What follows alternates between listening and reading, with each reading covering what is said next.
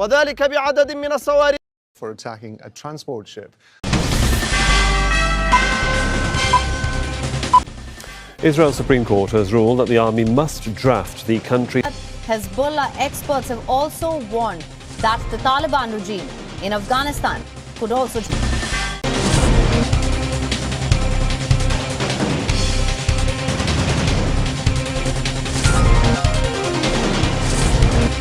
Akka mul'atan kabajamtoota hordoftoota keenya oduuwwan caqafamuu qaban kanneen saffisan isin qaqqabuu qaban jenne waaree boodaaf qabannee dhiyaanneetiin jirra kanneen yuutuubii keenya faarawaa taatan subscribe gochuun maatii keenyatti dabalama like gochuus hin dagatinaa isiniin jenna dura dursuudhaan oduuwwan saffisaa ammee nu qaqqaban gurraan isin geenya. Brigadiin Alqassaa walakkeessa Gaazaatti loltoota afur dachitti dabaluun akkasumas taankota gurguddoo beekama ETGM'n bobeessuu Indian Timesiif akkasumas Hindustaan irraa waan qabanne gurra isin buufa. Misaa'iliin Almaas jedhamu kan humna qilleensa Israa'el Iron Dome barbadeessee addunyaa irratti afgaaffiif xiinxala miidiyaalee ta'ee jira. Hizbollaan duuchaa meeshaa akkanaa kana Almaas 1, 2, 3 yookiin 1, 2, 3 jedhamu sadarkaa sadiin Iraan irraa hanga Tel Avivitti haleeluu kan danda'uun tibba darbee qilleensa Israa'elii dhidhimseetiin haleellaa raawwachuu kanaan wal qabsiisee addunyaan meeshicha hin hidhatamne. Humni Islamic Resistance Iraqii misaa'ilota akka cabbiitti damboobsaa gara Israa'elitti imala jiraachuu fi loltoota Taalibanii fi qondaaltota Taalibaniin dirreetti wal arguu isaas viidiyoo qabannee dhiyaanneetiin jirra. Kun qophii keenya oduu sakandii 1,000ti. Drama Brigadiin Alqassaa loltoota Israa'el irratti fudhate miidhaa guddaa hordofsiisuun wal qabsiisee miidiyaaleen idilaa addunyaadhaa Israa'el abaarutti jiran Brigadiin Alqassaa tarkaanfiiwwan gurguddoo tibba darbee gabaasa miidiyaalee idilaa addunyaa wabeeffanne guided missile jedhamu Hamaasiif kennameen har'a walakkeessa Tel Aviviif akkasumas mooraa baayikil kan Raafaa walakkeessatti roobsanii jiru. Kanas viidiyoon deeggaramnee isiniif gadhiifna. Dubbi goolamne neeta nahuun lolicha goolabuuf dhiyaanneeti jirra. Iyyamattuuno warra kaabaatiin wanni wal fakkaatteef kabajamtoota hordoftoota keenya. Alqassaan humnoota lolaa cimaa riphee lolaa kiyyeessuun naannawa Raafaa Neet Daariim bakka jedhamutti loltoota diinaa kallattii dhufeen of duuba deebisuun akkasumas viidiyooleen amma Times of Indian baasan akka jedhutti loltoonni Komandi naannicha turan kan IDF erga loltoonni afur harcaanitii taankileen lama gara kibba Raafaatiif akkasumas lameen afan ammoo kutaa komandi jalatti yeroo guubatani haleellaa xiyyaaraatiif kiyyeessuuf ture jedha akka Indian Times gabaasetti.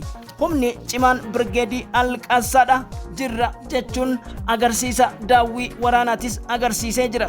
Dubbiin Netanyahu miidiyaalee idil addunyaatiif kan warra lixaa akkasumas loltummaaf humna isaanii dhaadheessaa oolanitti qaanii ta'e Brigadiin Alqassaa irraa Abu Ubeydaan har'a dhaamsa gadi dhiisan. إن هذه المناورات الدفاعية. These resistance drills are an assurance of the readiness of the resistance to defend our people in all its steps. Haleella Israa'el har'a dallansu Brigadiin Alqassaatiin fudhatteen obboleetti qondaala siyaasaa Hamaas Ismaa'ilaaniyyeetiif firoottan ishii kurnan dabalateetiin ajjeefamuudha kan gabaasee Al Jazeeraadha gabaasa qabna. Ministeerri Hajaalaa Tarkiyyee Hakan Fiidaan erga Hizbollaan akeekkachiisaaf dheekkamsa guddaa itti kenne galoo Galaana karaa Turkiitiin jiru Giriik wajjin akka Israa'el hin fayyadamne guutumaa guututti nan uggura jedhee wajjii galeetii jira. Humni qilleensa Tarkii irratti tarkaanfiin tokkollee geejjibaa fi daldala Israa'el gaggeeffame taanaan nuti wal dhaban taasan Nasrallaa galoo Galaanaa ji'oota torbaaf Israa'eliin seefii Iraanotaa irraa kan eegaa ture dooniin guddaan Ameerikaas tiyyaan nabaasii Israa'eliin nageetti son jedhin baqatee Galaana Diimaa gadhiisuu gabaasa qabnaa kana hunda dhageettu oduuwwan keenya har'aa keessatti akkasumas meeshaa teekinooloojii guddaa Iraan daangaa ishiitiin eegduuf misaa'ilotaaf jeettiiwwan gurguddoo addaa Raashiyaan gubaachitee gadi baate ministeera itti aanaa hajaa alaa Raashiyaa irraayis gabaasa qabnaa. Like subscribe akkasumas commentii qabdan gochuun dagatina. Kun CTN Balballoomii kibxata galgalaati. Congress next month. The video he released the other day suggests that he's coming to the United States to pick a fight, not to try to... Reasserting its إذا فرضت الحرب على لبنان فإن المقاومة ستقاتل بلا ضوابط.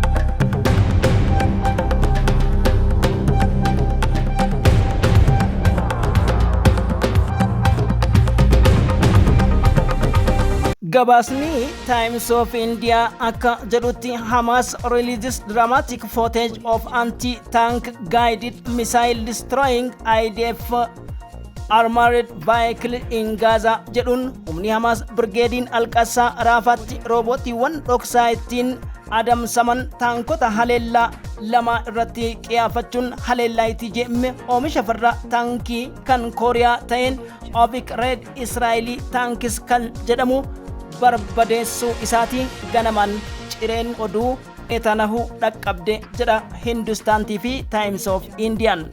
Humni Ovic Red Israel Tankii jedhamu kun barbadaa'uu Indian Times wabeeffachuun Hindustan takka gabaasetti taankiin tsiyoonota onnee guddaa ta'an taankicha irratti kaameraa teeknoloojii kan ta'e roobootiiwwan dabalatee lubbuun loltoota 4 battalatti 3 ammoo madaa'uu yoo himan gurra neetaanahu cuuboote oduun ganamaan ciree sa'a tokko irratti isaan dhaqqabde.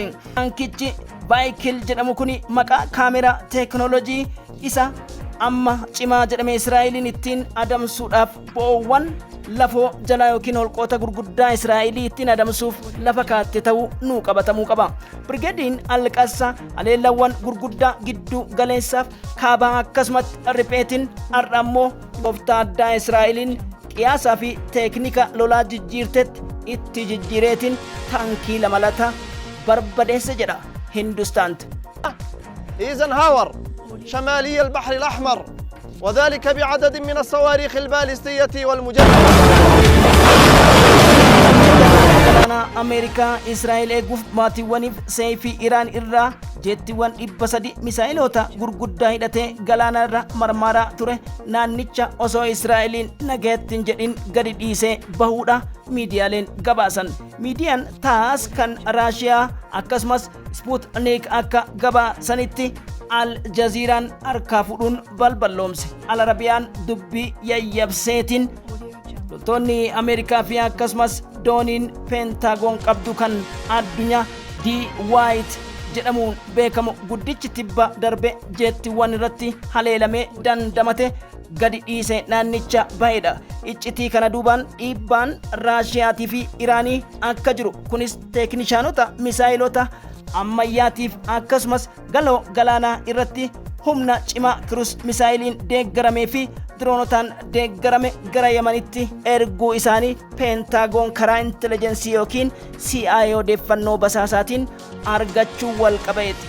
Benjamin Netanyahuun maalitti hafu lola Hizbollah akkasumas Taalibaanii fi Islamic Resistance gareen Iraaqiif Sooriyaa dabalatee humnoonni silaa jiran hundi isaaniitu qophaa'anii dhidhimsuuf Teel Aviivitti qaataa afamuuziidha naannessaniitiin ta'an. Kabajamtoota hordoftoota keenya humni guddaan kun ji'ootaaf Yaman keessatti haleellaa adda addaa fudhachuudhaaf galoo galaanaa irratti balalliiwwan jeettii achirra taasisuun hawtiidhaan hudhaa wal qabus kan gabaase akka odeessi First Post fi Sputnik jedhanitti Ameerikaan qophii halaalaa kana arguun Raashiyaa fi Iraan odeeffannoo addaatiin gadi bahuu kana kan wabeeffate odeessi Almaadiyaan dooniin guddaan meeshaa waraanaa fi Ameerikaan akka maqaatti gurraaf qabdu jedhame kuni haleellaa guddaa dheengaddaa osoo isaan gadi hin dhiisin sa'a 24 dursuudhaan nutis gabaasa tokko haawustiin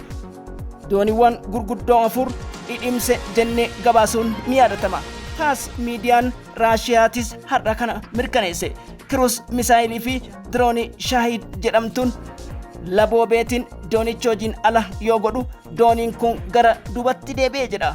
Battalumatti haleellaa kana jettiiwwan Ameerikaa fi Ingilizii doowwan qarqara galaana diimaa magaalota Yaman irratti haleellaa dhaabbii fudhachuus gabaasuun ni yaadatama. Kanatti sin dhaabbanne akka Jeneraal Yahyaa Saareen dubbii himaan hawtii jedhanitti haleellaa dabalataas Haifaa fi akkasumas Ashdod buufata magaalaa bu'ura daldala qarqara galaana Israa'eliidha haleeluu maddeen gabaasanii.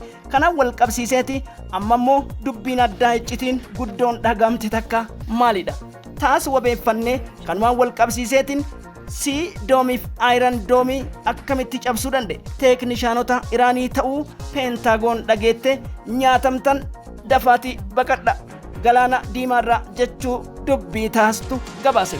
Dooniin dahannoo Ameerikaa hangafaa kuni D-White kan jedhamu yoo ta'u kuni odeessa dabalataa Raashiyaan doonii guddicha duuchaa balleessuu kan galaana Liibiyaa gurraacha irratti qubsiisuunis dhagahame. Kana qofa osoo hin tahin humni farra saamtota doonii maqaa jedhuun Iraaniin loltoota misaa'iloota gurguddoo ji'a 4 dura loltoota 55,000 hattootaa fi gurtoota doonii ogummaa qaba akkuma galoo galaana gurraacha jetteetiin yoo beeksiftu Ameerikaan shakkii ilaalaa turte jedha.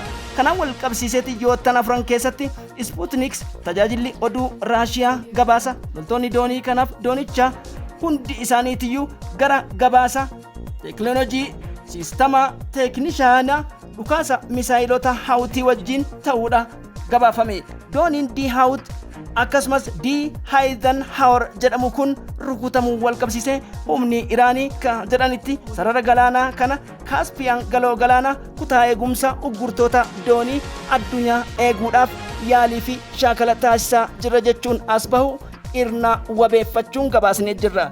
Akkasumas Meejar Jeneraal yookiin Riid Admiraal Ali-Reezaa Taasiir akka jedhanitti kana booda cunqursaan galoo galaana keenya irratti abbaan barbaade nu lulluuqata nurratti lulluuqatu hin jiru jechuu Tasniim Wiyoo Hindustaantiif gabaasa irnaati.